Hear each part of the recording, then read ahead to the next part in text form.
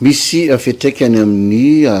Ranomasina ny afatratsiman-drefana kosa ny fitrandrana tsy araka ny tokony ho izy antsaraka tomanana andro ratsoanareo tsy maharaka ny fitombon'ny mpanjony ny aben'ny velaran-dranomasina azo trandrahan'ireo mponina aty amin'ny faritra Tsimandrefana ka mahalany tamingana ny Harenan-dranomasina eo koa ny faharavan'ny tontolo iainana. Mponina roa alina no mivelona mandavataona amina velaran-dranomasina 30 kilometatra ao amin'ny Eldrano Ranobe hanika voatrandraka hatramin'ireo faritra rovana roa dia ny Massif des Roses sy ny Akaranjelita misy ireo vatoara fonena ny hazandrano samihafa. Nilatsaka tany anaty ranomasina mihitsy ny ministry ny Jony sy ny Harena anaty Jono Augustin Andriamananoro nijery izany toe-javatra izany. Raha tokony izy tokony nahitana tao na tortue marine na reny karazana hazandrano maro loko reny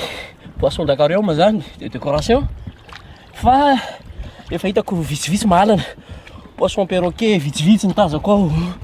ao espèce efa tsy de maro tsony. Ny taona 4 no nitsangana ny fimiara na fikambanana miaro sy anasony ranomasina toana ny ONG Reef Doctor ra teknika. Fikambanana zany miaro tontolo iainana ety an-dranomasina, miaro ny vatohara zany amitsonjo karaha simba ny vatohara dia tsisy sonjo eto fa milefa iaby. Misy gardien efatsy zany ireo faritra roa reo, raiky zany atao hoe Massif des Roses atoa dia raiky Akaranjelita ana Ambolomailaka. Ho an'ny ministera kosa dia ny fanovana ny fifanarahana momba ny Jony no maika isoroana ny faharingana ny Harenan-dranomasina. Te hiantso ny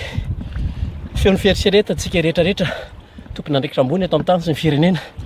raha namaky ny accord de pêche ako izay tokony fifanarahana ara-Jony miaraka amin'ny vondro européenne dia nahita hoe Madagasikara dia nanao simi nanaiky ny fitrandrahana ny atsantsa 50 taona isa-taona mandritry ny efa taona izay faretan'izany accord zany amin'ny taona 2020 dia hiditra amin'ny nouvel accord de pêche tsika eto dia efa manipy sady fa ny fanondronana toy ny euro de requin tony dia tokony ato na foanany mihitsy ary fanjonjalina manao izany satria miteraka zava-doza amin'ny tontolo iainana an-dranomasina ny famonoana reny atsantsa reny na ireo biby mampinoana anatin'ny rano. Nandritra ity fandalovan'ny ministra tompony andraikitra taty Atsimon'ny Nosy no nanolorany araty misy 29 ho an'ny fikambanan'ny mpanjono miampy salotraina ary lozan-dranomasina 30.